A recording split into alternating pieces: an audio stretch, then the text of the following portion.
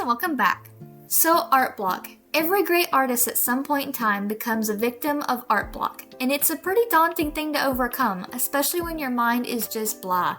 Basically, the inspiration and creativity that you once had is just not there, and you can't come up with any ideas for something to draw.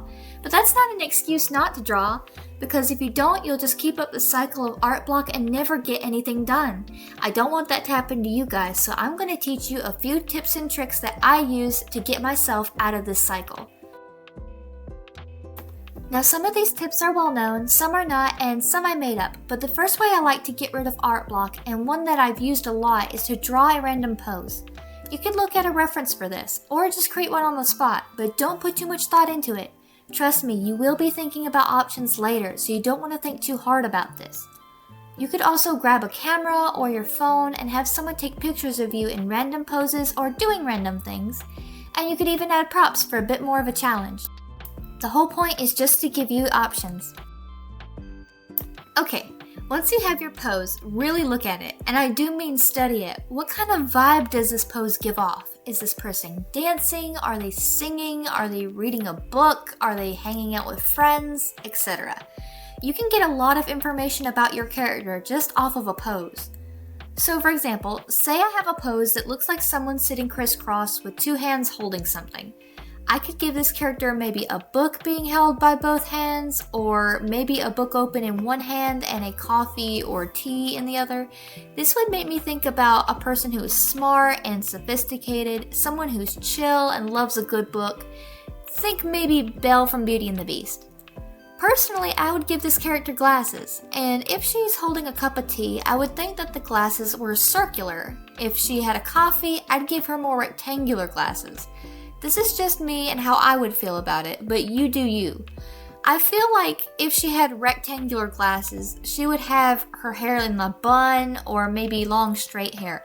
While if she had round glasses, I would think curly hair, maybe a ponytail, and as for expressions, though I usually draw those first, I would tend to think that the curly-haired girl would have her eyes wide and mouth agape like, wow, this is such a good book. While the straight-haired girl would just have a small grin. Thinking about scenarios like this has given me a ton of ideas in the past, and it's a great way to get your imagination flowing.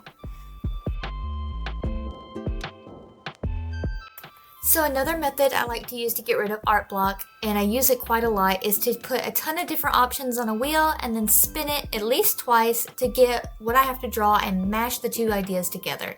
You can even challenge yourself by spinning more than twice.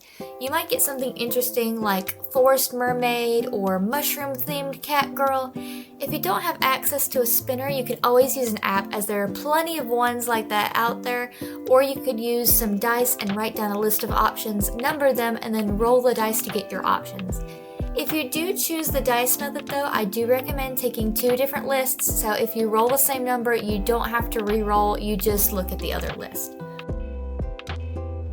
Some things you could put on your spinner or on your list could be themes like forest themed, ocean themed, space themed, lava themed, or you could do types of characters like elf girl, wolf girl, cat girl, just whatever you want. Or you can even just simple it down to just colors and patterns like cheetah print, zebra print, stripes, polka dots, or colors like pink, orange, white, only purple. And that way it gives you a lot of different options, and the more you have on your list, the more interesting your options get. Now, I don't use this next method very often, but I still think it's a great way to combat art block if the other two methods have not inspired you enough. And that's to draw a character based off your favorite song. And if you're like me, my favorite song changes every week and is played over and over until I'm absolutely sick of it.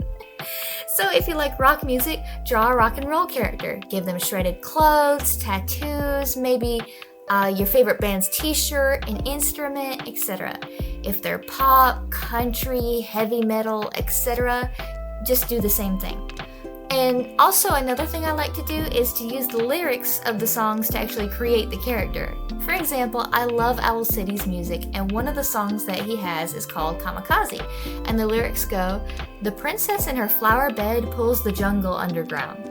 So to design a character after this song lyric, I would draw a jungle-themed princess with leaves and flowers throughout her design, and maybe make the background a cave since she pulled the jungle underground. You could even put crystals and extra little details and flourishes there as well. This next method is similar to the previous, but instead with book characters. Basically pick out a book, any book, but preferably not one that's been made into a movie, or else you might end up just drawing the same thing. And choose a character's description. Now draw what you think that character would look like based off of the description. The more unique the description, the better. I personally would pick something with a lot of weird descriptive words like her raven hair touched the floor, and she was so tall she towered over everyone on the school's basketball team. Something that is different about this person than any other person and makes them unique. This next method requires you to think a bit more abstractly with your characters by asking the question of what would, as in, what would my dog look like as a human? What would that bike look like as a character? What would happen if I mixed a tiger and a wolf and made that person into a character? The list can go on, like what would happen if a chocolate popsicle themed girl fell in love with a strawberry popsicle themed boy and vanilla is just jealous. Just get creative with it. Now I'm going to take a little break and share with you guys how I created this drawing.